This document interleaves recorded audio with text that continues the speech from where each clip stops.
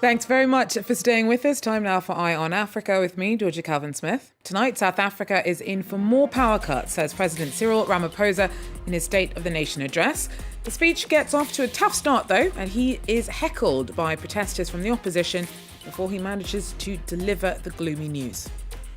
Also, DR Congo's former spy boss is reportedly held after returning from Ethiopia. Kalev Mutondo is later released. He was the head of the Congolese National Intelligence Agency under former leader Joseph Kabila until he was fired last year. And in a bid to be more environmentally friendly, more South African surfers are choosing to ride the waves on wooden boards. But first, in South Africa, President Cyril Ramaphosa's State of the Nation address got off to a bumpy start on Thursday. It was held up by vocal opposition from the economic freedom fighters. Once he did get going, though, it wasn't to deliver the best of news. Ramaphosa's warned that the country will be in for more crippling power shortages for a while to come. Sam Bradpiece tells us more.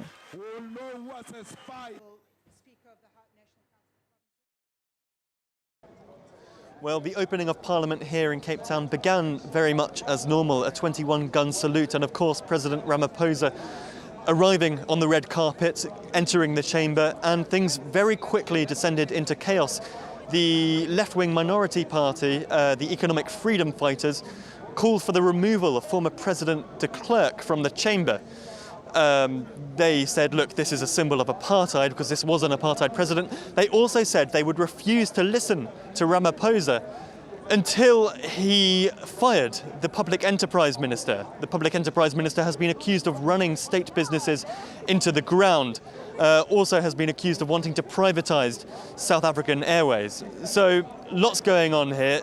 Shortly after an hour of the parliamentary session beginning, Parliament was suspended and the economic freedom fighters, the red-suited, red berets, walked out of Parliament. So what this State of the Nation address will really be remembered for was the sort of political chaos that it descended into. Sam Bradpiece there for us.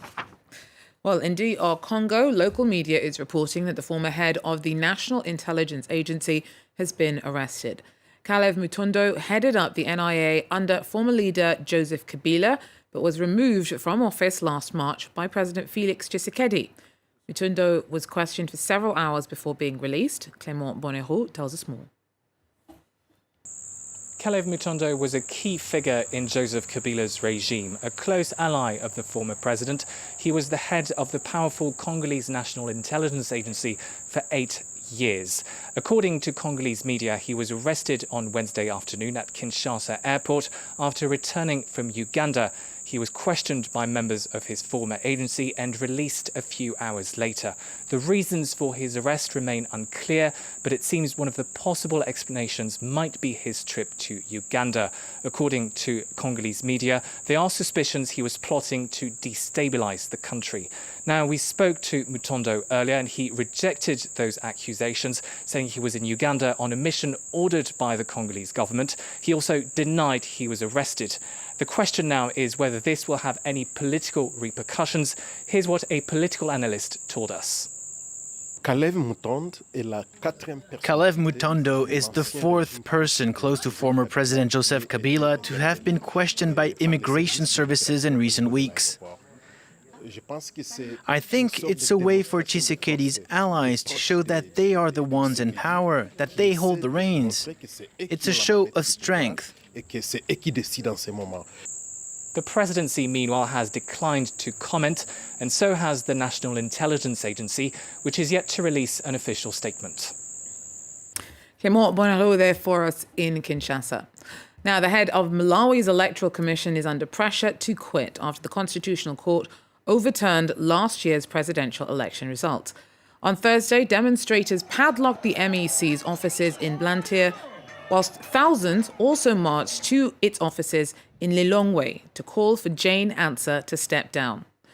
The court found serious irregularities in last May's polls, leading to the unprecedented annulment last month of President Peter Mutharika's victory. New elections are supposed to be held within 150 days, but many Malawians are still outraged. As a young person, I believe we're being marginalized. We're not able to find employment. And as a young entrepreneur, I think we need better business policies. Our rights are being infringed upon.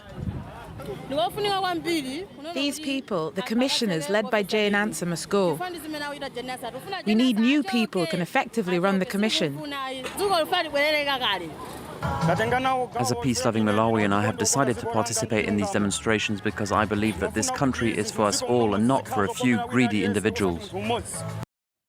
Now, Canada's Prime Minister met with students at Sheikh Anta Diop University in Dakar on Thursday. It was Justin Trudeau's last day in Senegal.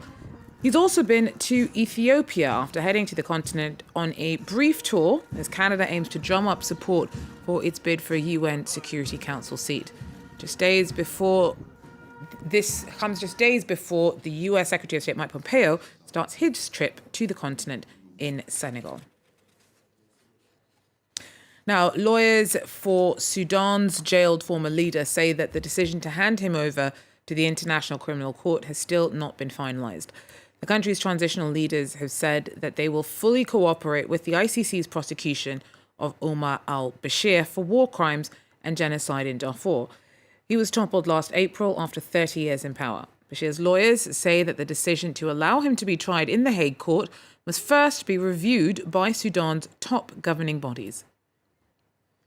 We think that the ICC is not a court of justice. We think that this court is a political court only made for African leaders. The African Union had refused to adhere to any request from this court, from the ICC, to take African leaders to Lahi, because we don't think that this is not built on justice. It is built on political issues. Now, in a bid to be more environmentally friendly, more South African surfers are choosing to ride the waves on wooden boards. Traditionally, most boards have been made more recently from polyurethane foam, but that's far less biodegradable. As dawn breaks over Muizenberg, Cape Town, the conditions are just right for a morning surf. Matthew looks like any other surfer, but with a twist. His surfboard is made from wood. For me, it reinvigorated my love for surfing because it's a whole new feel. It paddles differently, it rides differently. Yeah, surfing's all about the feel. Patrick handcrafts each board, and most are made from sustainably sourced Japanese cedar wood found on South Africa's east coast. They're hollowed out to make them lighter, a technique that was abandoned in the early 1950s for newer, more competitive boards. For Patrick, these beautiful boards are all about the design. Wood is a unique material and we need to design for that. And so the board shapes that I've chosen, I think, are matched towards wood. And so those shapes go really, really well. I wouldn't take a performance shortboard and make it in wood and expect it to be a success. More sustainable than conventional polyurethane foam boards, Patrick hesitates to call them environmentally friendly, but the boards are definitely a step in the right direction. Whatever you make, there's a footprint, and whatever your inputs are, there's always going to be something that's not good for the environment. It's better to be honest about that and say, like, hey, look, I'm using a polyurethane wood glue. That's definitely not good for the environment. I'd love to mitigate it, but there's nothing available at the moment. Patrick has made 850 of these boards over the last decade, not one exactly the same as the other. It's a drop in the ocean if you look at the large-scale production of modern boards, but for surfers like him, this board truly is one of a kind. Well, that's it for Eye on Africa for now. Thanks for joining us. Do so again. Take care. To be honest, we're not...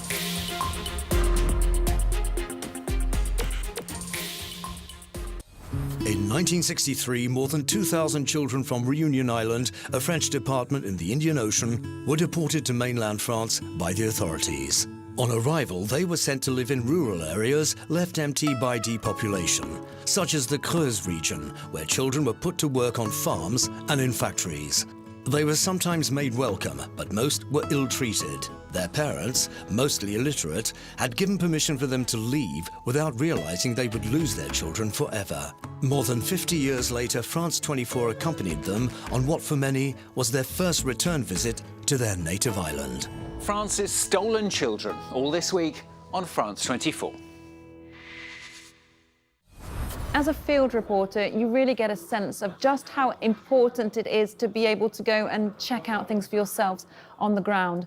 One example which stays in my mind is when I went up to northeastern Nigeria with my colleague Jonathan Walsh, and we wanted to do a report about the impact the Islamist group Boko Haram had left on the communities there.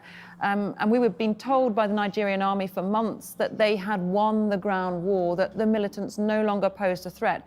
And as soon as we were in the zone for ourselves, we could see that that was just clearly not the case. There were some roads that our local fixer, our producer, was absolutely terrified to take for fear of being kidnapped.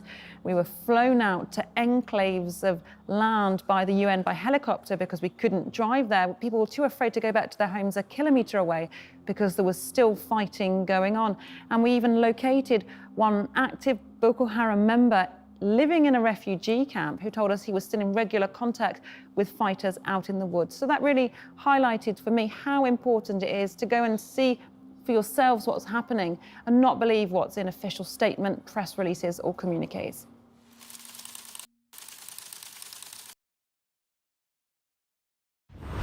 Liberté, égalité, actualité.